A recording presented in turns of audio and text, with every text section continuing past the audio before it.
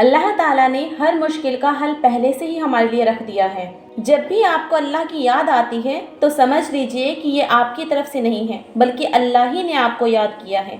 یہ اللہ کا اشارہ ہے کہ وہ آپ سے بات کرنا چاہتے ہیں، وہ آپ کے حالات دیکھ رہے ہیں اور جانتے ہیں کہ آپ کو کس چیز کی ضرورت ہے۔ لیکن یاد رکھیے، اللہ سے مانگتے وقت چھوٹی سوچ مت رکھیے۔ ہم اکثر بس روزمرہ کی چیزیں مانگ لیتے ہیں، تھوڑا سا پیسہ، ایک نوکری یا صحت، لیکن اللہ کی شان اتنی بلند ہے کہ ہماری سوچ وہاں تک پہنچ ہی نہیں سکتی۔ اس لیے کہیے، اے اللہ مجھے اپنی شان کے مطابق نواز۔ ہماری دعائیں کب کمزور پڑتی ہیں؟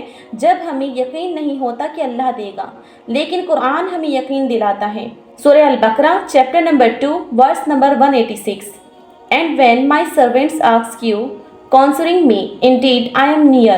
I respond to the call of the suppliant when he calls upon me. اللہ تعالیٰ اپنے قرآن مجید سورہ بقرہ ورس نمبر 186 میں ارشاد فرماتے ہیں، اور جب میرے بندے آپ سے میرے بارے میں پوچھیں تو کہہ دیجئے کہ میں تو قریب ہوں، میں پکارنے والے کی دعا کو قبول کرتا ہوں جب وہ مجھے پکارتا ہے۔ اب غور کیجئے، اللہ نے یہاں پر اگر نہیں کہا بلکہ جب کہا ہے، یعنی اللہ کو یقین ہے کہ انسان اللہ کو ضرور پکارے گا، اور اللہ نے صاف کہہ دیا میں قریب ہوں۔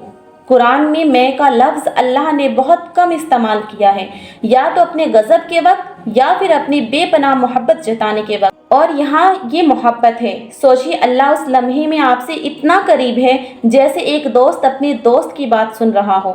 تو اب سوال یہ ہے، جب اللہ ہمیں بلا رہا ہے تو ہمیں کیا مانگنا چاہیے؟